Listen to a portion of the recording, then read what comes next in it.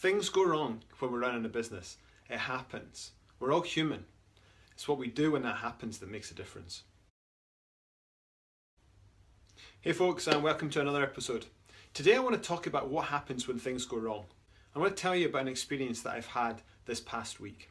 I spent the week on the road. I've been running training workshops in Inverness and Aberdeen.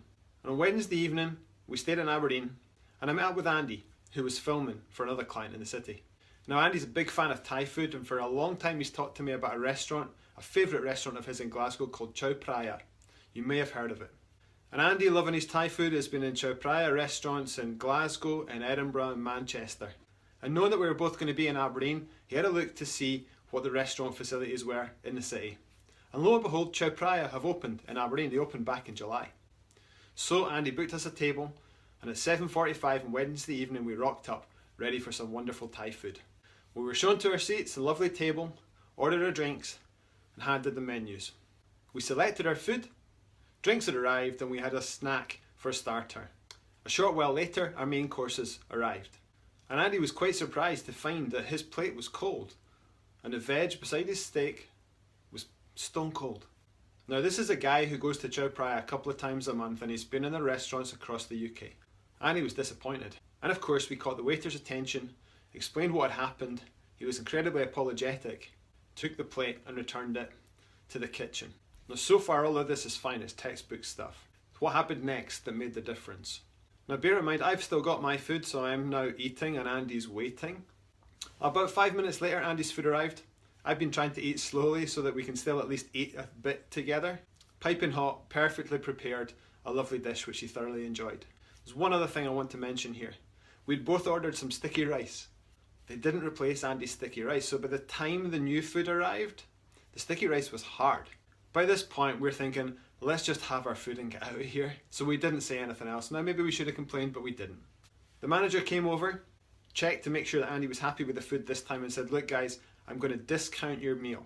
And true to his word, when it came to the point when we were leaving the restaurant, they didn't charge for Andy's food and they discounted everything else. So if we look at this as a transaction, and Andy had talked to them about the other restaurants, they discussed the new menu, there was some good interaction, some really good listening by the guys at Chaophraya, listening to a regular customer, someone who loves the place and who talks passionately about them. Andy's an advocate, a brand advocate. But he left that night disappointed for a few reasons. One, he's never had a bad meal in Chaophraya. And even this morning he was saying, I can't believe I had to return a dish, I've never had to do that before. So what could they have done that would have made that experience a little better? Because things go wrong. In all of our businesses, in my business and your business, things are going to go wrong. It's how we deal with them that matters. The first thing they could have done was pay attention to the food that Andy had and notice the sticky rice. Wouldn't have taken a lot to take that away too, or to bring a fresh bowl when they brought the reheated food. The second thing they could have done was recognise there were two of us at the table. And actually a big part of going to a restaurant is the experience of eating together. And I think what they could have done to make that a little better was to take my food away, or to ask me anyway if they can take my food away, pop it on the bain-marie, keep it hot, and then bring them both back out together so we can enjoy the experience of having dinner together rather than watching each other eat, which is what we ended up doing. Now they did do things right at the end. They discounted the meal, they listened, took the feedback we gave them on what had happened and on the new menu that they're trialling in Aberdeen. So I guess if I was being harsh, I'd give the guys at Chaophraya a 7 out of 10. And it's a great story to explain how people deal with things when things go wrong. They clearly had a system and a process, but the wee details, the little things of what they missed. So there's room for improvement and scope to be better. How do you deal with things when they go wrong in your business? Do you have a system? Have you got a process? Do people know what to do when stuff goes wrong? Let me know. Tell me in the comments below. That's it for today. Thanks for watching. Always grateful for you spending time with us. We'll see you again soon.